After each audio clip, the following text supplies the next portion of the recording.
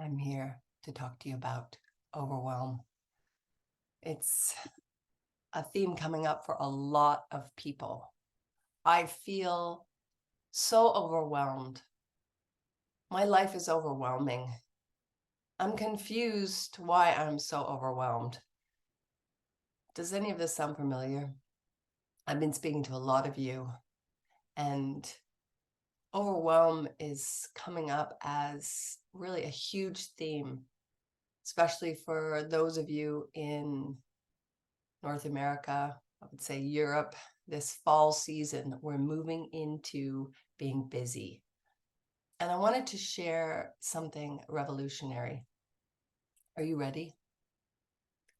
Overwhelm is an emotion. It's a feeling that comes up in us. It's not caused by the things in your life. It's caused by your thinking. And I just want you to let that settle in your hearts and in your minds just for a second. All the items in your life that may be stacking up to cause this feeling of overwhelm, the work to-dos, the family to-dos, your roles, the commitments you're making, they are not overwhelming you. The way you're thinking about them is. So stay with me here. Before I dive in deeper about why we're overwhelmed, I just want to talk about the types of thinking that is causing our brains to feel overwhelmed. Number one, black and white thinking in extremes. Imagine if we can't handle all of it, we can't handle any of it. Does that sound familiar? Number two, should thinking. This looks like our brain setting expectations for us. We judge ourselves in these false assumptions. I should do this. They should do this. Others can do it, so I should too. These types of should thinking processes stop being helpful when they're not motivational. Number three, perfectionist thinking. When we're so focused on the little details, we get really into the micro, we lose sight of the bigger picture. We stop moving forward in any productive way. We feel swamped and it's exhausting. Number four, thoughts that come from people pleasing. I know some of you, including myself, have moved through a lot of people pleasing. And this kind of thinking in terms of thinking about everybody else's needs, their to-dos, what you need to do for them, it can fill up our lives and our energy. And you don't actually get to do any of what you want to do yourself. Does that sound familiar? And this is big stuff here. And as we move through change in our life, I want you to consider how much our thoughts, our mind, our brain is managing our emotions and what unfolds in our lives. And overwhelm is not useful. It pretends to be caused by all the amount of things going on in our lives, but it is caused by our thinking and not the details in our lives. And this blew my mind a few years ago. Since then, I've been revolutionizing how I come back to my own value compass and deciding on purpose what my brain and life can manage. I use my brain to problem solve creatively, and by being more disciplined about how I think, I can show up with more intention, all because I see what's going on with my thoughts, with my mind. So there are many circumstances happening in your life. These are the details. Some of them you cannot control. It's how we choose on purpose to approach these circumstances that make our lives. And I wanted to also talk about why overwhelm is happening so much right now, because it is. There is, you're not crazy in thinking, I feel like people are more overwhelmed right now. We're in a place in our evolution where we are faced with more options, more pathways, more decisions to make in our lives than ever before. Our brains, thousands and thousands of years ago, did not evolve to immediately be able to manage all of these decisions.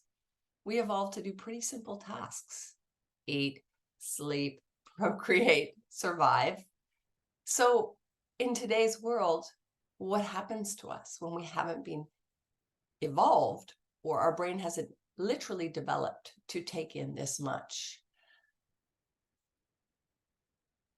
By unconsciously allowing all of these items, possible decisions and pathways to take over and allow our brains to just fold into what we refer to as I'm confused or I am overwhelmed, and using that language as well, which, as you know, words really matter and language really matters, can make matters worse. So our brain sees up in this confusion. Our nervous system responds. The words we use really matter. And we can often go into fight or flight, freeze mode, where we just feel like we can't do anything. And I would say that for many, any traumas around making past decisions or previous events in your life can also come up when you're in this sense of feeling overwhelmed, like you don't have a choice and your energy has been drained out by all of those types of thinking that I mentioned earlier on. So when our brains feel overwhelmed and we start to think in that term, I'm overwhelmed, I'm confused, there's too many things going on, due to the way that we are viewing the circumstances, what we often do is we succumb to, I can't do anything about this other than I want it to go away. So we numb, we buffer our feelings with whatever flavor we like. Let's think about this. We work, we dive more into work and trying to be productive. We drink alcohol, maybe we do drugs, maybe we watch Netflix, maybe we eat our feelings. There's so many different ways that we do this. And I know you can relate with your own flavor. I definitely can. So put your hands up just where you're sitting if any of these things, these tactics for numbing and soothing, come up in your life when your brain feels like it's going into overwhelm. Right. So how do we get around the feelings or move beyond the feelings of overwhelm that emerge? The way to get out and through this is through action. And this may seem totally counterintuitive, but stay with me. I'm not talking about taking action on all the circumstances that are stacking up. I'm not talking about that black and white thinking of, if I just get all of these things on my to-do list, I will fight the overwhelmed feeling and they'll be like calm on the other side. I'm not talking about that. I think we'll feel better when we get everything on our list, everyone else's list, done. But instead, that stacks up to feel like a mountain. So we don't do anything. We go into this freeze mode. Our nervous system comes up to protect us and we shut down. I really want to also stress the point of another thing that we can often end up doing is stripping our life back to a very small set of things that we feel we're capable of doing, because otherwise we'll get overwhelmed. So we keep taking things off our plate over and over again till our worlds are pretty small and we feel we cannot manage anything. And so when we do this, what we're not doing is nudging and flexing our growth muscle. And we are not effectively training our brains to manage options consciously and with intention. So I'm going to talk about what action could look like that would feel safe and possible for you as you are having feelings of overwhelm, and also at the same time kind of pushing ourselves to want to evolve and grow, to consciously create a life that has a bit of newness to it, a bit of stressors that are good for us, that help us to grow as humans. And I want you to think about it in terms of helping your brain to evolve. It's also helping you to lead by example, about being really conscious for your kids in your life, the people in your life, whether it's work or personal, that you decide what you're choosing to put in your life. You are not passively going, oh my gosh, I'm overwhelmed. I just need to hide and either buffer or numb or make my life really small, but I'm consciously choosing what to take action on and what does not belong in my sphere of life right now. So I want you to just imagine grounding yourself. When your brain goes into the haywire and confusion and overwhelm thoughts, I want you to first, before we do this little action, I want you to find something that grounds your nervous system. And we can talk further about your nervous system, but the nervous system is really an ancient system developed in our body to help protect us from danger. And it comes up when we feel our brain goes into overdrive of fear to keep ourselves safe. So a way of calming your nervous system so you don't go into fight or flight or freeze, think about the actions, the things that you do that really settle you, that bring you back to yourself. It could be taking a walk. It could be taking a bath. It could be meditating. It could be just being quiet. It could be actively cooking something. Whatever helps you to settle when you're feeling that overwhelmed feeling, choosing consciously to do that, to just calm your system, is one way for you to be in the driver's seat and to show your brain that you are not going to be passive here. You are consciously putting yourself first, taking care of yourself. And that's going to go a long way. And when you are feeling the sense of calm, then what is a really great first step is, I call it CDC. It's not the Center for Disease Control, although it is a Center for Disease Control. It is constraint, discipline, and consistency. So constraint is we're going to actively start to constrain all of these pieces in our lives that are overwhelming. And we're going to put a limitation that will simplify all of these overwhelming pieces. And the reason you want to do this is you want to simplify the picture. So what can you constrain safely in your life? Consider your values of what you value, what is important to you, and think about how you can put this into your life. So I'll give you an example. I added a constraint to keep my mornings free for me.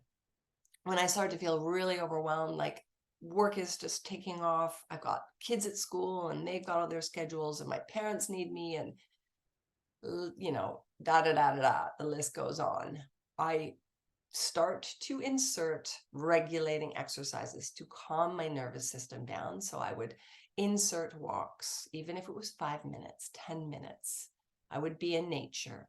So that would settle my brain. And then I would think consciously, okay, if I keep my mornings, this is my constraint, if I keep my mornings free for an hour in the morning where I can do my Hopi routine to make sure my own energy and my own items that I want in my life and actions I want in my life are protected, this constraint is a really beautiful thing. And it means that I have to constrain doing things for other people, but it's an hour and it's a good place to start. So that is a constraint. I'm constraining my time, my energy, and my resources to this hour. Everybody else can do their thing and I am focused on myself. And the next is in the CDC, constraint, discipline. So once I start with this morning routine, I stick with it. You really do need discipline to teach your brain that you can stay focused on what helps you. So it also helps you to really push your brain to come up with creative ways to keep that constraint going. And it helps us to make new neural pathways. It is amazing to make opportunities happen.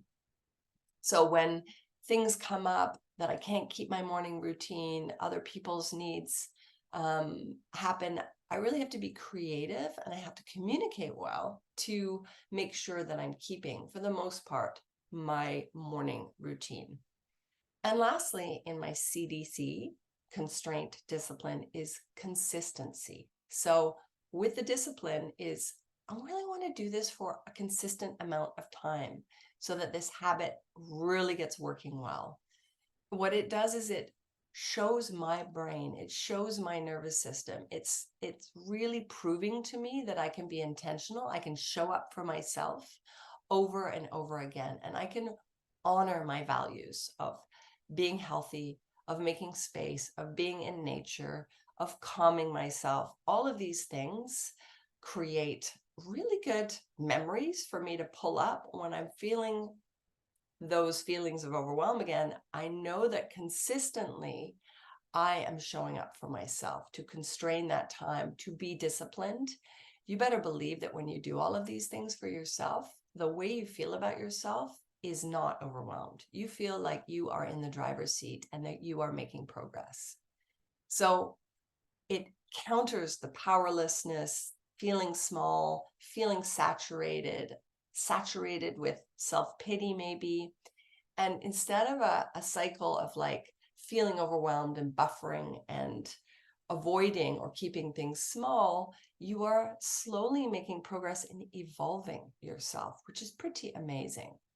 So I'd really love for you to think about the types of thinking that your brain is doing to set you on a path of feeling overwhelmed. Remember, it's a feeling, it's an emotion, it's not an actual tangible thing. And I really want you to consider, how are you regulating yourself on the daily so that you can then come to this calm place to think about some small actions you can make with CDC, with constraint, with discipline, with consistency. And it's going to build your capacity. It's going to build your energetic capacity. It's going to build the capacity you have to imagine what's possible. It's not going to allow you to indulge so much in this feeling that your life is taking over and sweeping you up. So I am very excited to hear how this lands. And I'm just thrilled that you might be making conscious space for more things in your life that you want, less of what you don't want, and being in the driver's seat of all the possible pathways and options. It's going to take building these muscles, and believe you me, I've got your back. I'm in your corner. Big love.